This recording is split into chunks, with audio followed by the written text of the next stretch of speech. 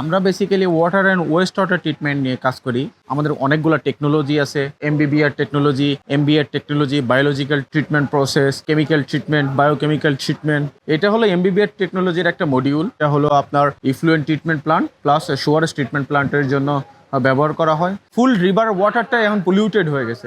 হ্যাঁ, এই ওয়াটারটা যদি আমরা ট্রিটেড না করি তাহলে ফিউচারে দেখা যাচ্ছে কি আমরা সারফেস ওয়াটারটা আর কখনো ইউজ করতে পারবো না। আমরা তো এখন শুধুমাত্র ডিপ ওয়াটারের উপরে ডিপেন্ড করে আছি, বাট ডে বাই ডে যে পরিমাণে লেয়ারটা লো হয়ে যাচ্ছে, আগামী 10 বছর পরে যে আমরা আসলে ঢাকা শহরে খাবার পানিটা পাবো কিনা, যারা গবেষণা করতেছে এটা নিয়ে এনারাও আসলে খুব চিন্তিত। আমরা চাচ্ছি এই ওয়াটারটা যেন আমরা ট্রিটমেন্ট করে রিসাইকেল করে আবার নতুন করে আমরা রিইউজ করতে পারি। এটা হলো ওয়েস্ট ওয়াটার ট্রিটমেন্টের এমবিবিআর টেকনোলজির এরিয়েশন পার্ট। এই যে মিডিয়াগুলো দেখতেছেন, এই মিডিয়াগুলো হলো ব্যাকটেরিয়া বেড বলা হয়। এটার ভিতরে অ্যারোবিক ব্যাকটেরিয়া বসবাস করে ওই লোডটাকে ওকে কনজাম করতে থাকে। তার পাশাপাশি এই যে সিপসগুলো আছে, এই সিপসগুলোতে আপনার ব্যাকটেরিয়াটা আপনার সার্ভাইভ করে পানির সাথে চলে যাচ্ছে না, ব্যাকটেরিয়াটা এখানে কন্টিনিউয়াসলি থাকতেছে, থাকার পরে ওই ওয়েস্টটাকে আপনাকে এখানে বসে বসে ও অ্যাবজর্ব করতেছে। এই সিপসটা আগে আমরা চাইনিজ থেকে ইম্পোর্ট করতাম, এটা এখন বাংলাদেশে ম্যানুফ্যাকচার করতেছি।